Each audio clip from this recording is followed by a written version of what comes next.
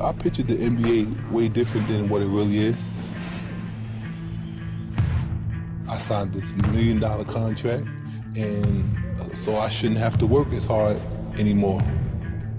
That center, a 7'2", 295 senior, Luther Wright. It was over 20 years ago that Luther Wright led Elizabeth High to the New Jersey State Championship. Standing at 7 feet 2 inches tall, Luther, or Lou B as he's called, was the hometown hero who was on the fast track towards the NBA. After 3 years with Seton Hall, he was picked up by the Utah Jazz in the first round of the 1993 NBA draft. He signed a $5 million contract.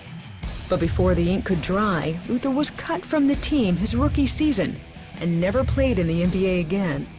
I kick myself in the butt every day, just thinking about what could have been. So what happened? Well, I met up with Luther in his hometown of Jersey City to hear his story. Just bear with me a little bit because it's tough.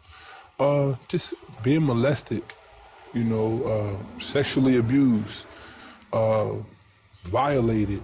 It's been over 30 years, but the memories of being raped and molested at 6 years old still haunt this 7'2" giant of a man. I could put the hurt and the pain and the worries in that box and lock it away, and then just run that farther away from it with the basketball.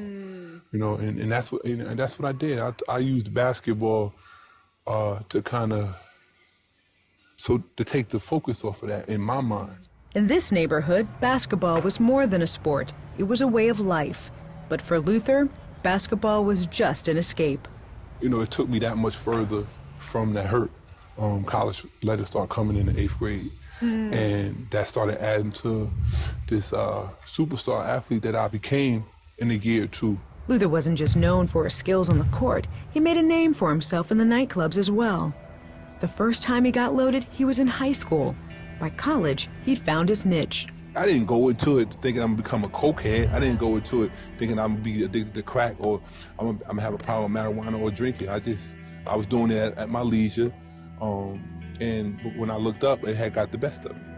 By the time Luther reached the pinnacle of his career, making it to the NBA, the bottom dropped out. Between the missed practices, suicide attempts, and manic episodes, the Jazz had had enough. Luther was cut from the team.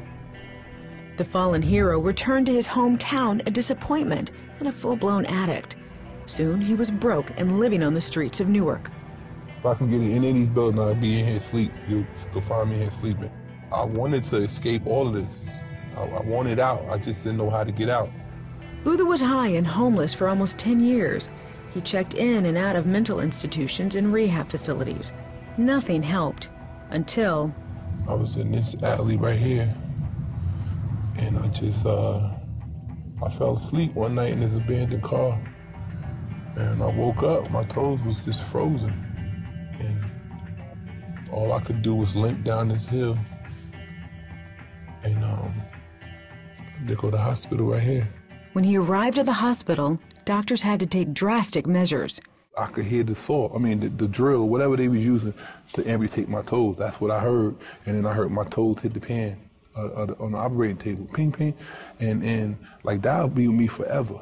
Doctors amputated 2 of Luther's toes, not just to save his foot, but to save his life.